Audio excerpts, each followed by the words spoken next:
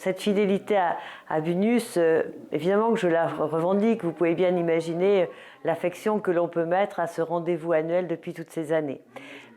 Ensuite, s'il y a bien une illustration que le logement est intimement lié avec les territoires, c'est effectivement cette longue aventure de Bunus. Vous savez, le logement social, d'abord, ça n'est évidemment plus l'image des années 70, même si cette image est incrustée dans l'esprit.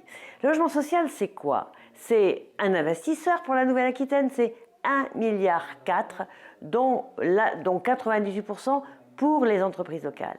Mais c'est aussi un aménagement des territoires. C'est-à-dire des territoires, que ce soit des petites communes comme Bunus, que ce soit la grande agglomération de Bayonne ou que ce soit Bordeaux Métropole, Poitiers, Limoges, deuxième agglomération de Nouvelle-Aquitaine.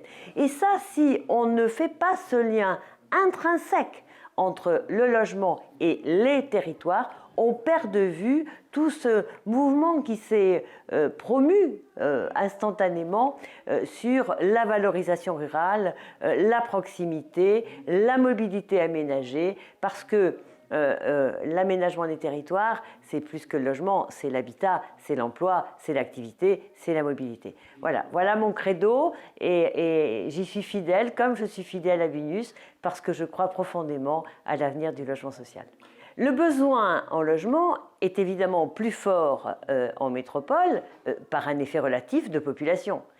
Néanmoins, ne pas aller vers les bourgs ruraux, ce que techniquement on appelle les petites centralités qui ne me font pas rêver. En revanche, quand je vois un clocher, quand je vois une jolie place et quelques maisons alentours, une bastide, puisque c'est l'emblème de notre région, je me dis que ces bourgs-là méritent que l'habitat soit mis en avant, accueillir des familles avec enfants. C'est tout ce que l'on appelle aussi la revitalisation, mais c'est beaucoup plus que ça. C'est la requalification, le respect et l'avenir des territoires.